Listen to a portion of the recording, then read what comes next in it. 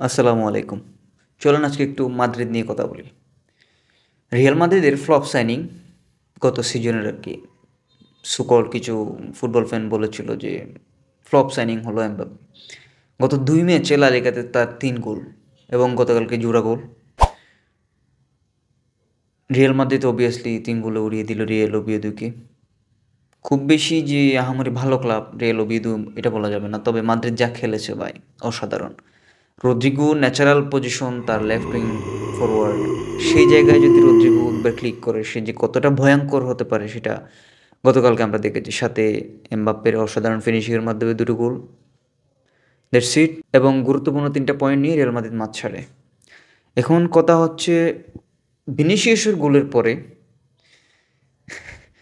Vinicius হাউমাউ করে কিছু জানি বলতে চাইছিল, কাউকে হয়তো গালি দিতে চাইছিল এবং এমবাপ্পে তার সেলিব্রেশনের মাধ্যমে মুখ চেপে সেটা আটকায় দেন। এখানে হইতে পারে সে ফ্যানদের কিছু বলতেছিল বা কোচ বা ক্লাব কর্তৃপক্ষ কিছু বোঝাতেছিল যে কেন আমাকে স্টার্টিংয়ে রাখা হইল না, অথবা এমনও হইতে পারে যে সে সরাসরি ম্যানেজার বা জাবি আলোনসোকেই গালি দিতে চাইছিল। সো এমবাপ্পে একজন প্রকৃত নেতার মতো সে কাজটাই করলো, সে সেটা ধামাচাপা দিয়ে দিল। এরপরে রদ্রিগোকে যখন সাব করাইলো তখন রদ্রিগো একটু মেজাজ হারাইলো। এটা ফুটবলে কোনোভাবেই কাম্য নয়, কারণ ম্যানেজার সে হচ্ছে একটা দলের সর্বেসর্বা, তার অধিকার আছে যে কোনো টাইমে যে কাউকে সাব করাইতে পারে। রদ্রিগো ভালো খেলেছে of course, but still Xabi Alonso যেহেতু ম্যানেজার তার রাইট আছে এবং সে রদ্রিগো রীতিমতো মেজাজ ছাড়িয়ে বসে। এতে দুপক্ষের জন্যই ক্ষতি আসলে। এরকম যদি চলতে থাকে তাহলে রদ্রিগোর সাথে মাদ্রিদের বোর্ডের ঝামেলা শুরু হতে পারে। সো এটা কোনোভাবেই ফুটবলে শুভনীয় নয় এরূপ আচরণ। সো সেটা যদি আরেকটু সংযত হওয়া যেত রদ্রিগোর, কারণ হচ্ছে সে চান্স পেয়েছে, সে ভালো খেলেছে। এরপরে তাকে সাব করেছে, কোচ মনে করেছে যে বেটার কিছু হইতে পারে যে দেন সেটা হইলো অফকোর্স। রদ্রিগো ভালো খেলেছে বাট ফিনিশিং দিতে পারে নাই।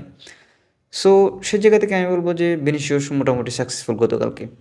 দেন আসা হচ্ছে মাদ্রিদের ডিফেন্স লাইন আহামরি ভালো না, বাট ওকে, চলার মতো। মিডফিল্ড নিয়ে কোনো কথাই হবে না। মাস্তান্তনু সবেমাত্র ২টা ম্যাচ খেললো, ২টা ম্যাচে ভালোই খেলেছে, গতকালকে ভালো হয়েছে, যদিও গোল অ্যাসিস্ট কিছুই পায় না, তবে কিছু নাটমেগ দেখিয়েছে, কিছু দারুণ ড্রিবলিং পাস করার ট্রাই করেছে সে। সব মিলিয়ে মাস্তান্তনুর খুব একটা ভালো শুরু হয়েছে, এটা তো বলা লাগবেই। সাথে মাদ্রিদের আই গেস একটাই প্রবলেম, সেটা হচ্ছে উইংয়ে ভরপুর। ভিনি রদ্রিগো দুইটাই সেম উইংয়ে খেলতে পারে, এদিকে আর্দা গুলার আবার রাইট উইংয়ে খেলতে পারে। সো মিডফিল্ডে আর্দা গুলার কালকে তো খুব ভালোই পারফরমেন্স করেছে এবং এভাবে যদি চলতে থাকে আসলে মাদ্রিদের সামনে লা লিগা রেসে আর কেউ টিকতে পারবে বলে আমার মনে হয় না। বাকি আপনাদের কি প্রেডিকশন, লা লিগা কে জিততে পারে কমেন্টে জানাতে পারেন। ভালো থাকবেন, সুস্থ থাকবেন।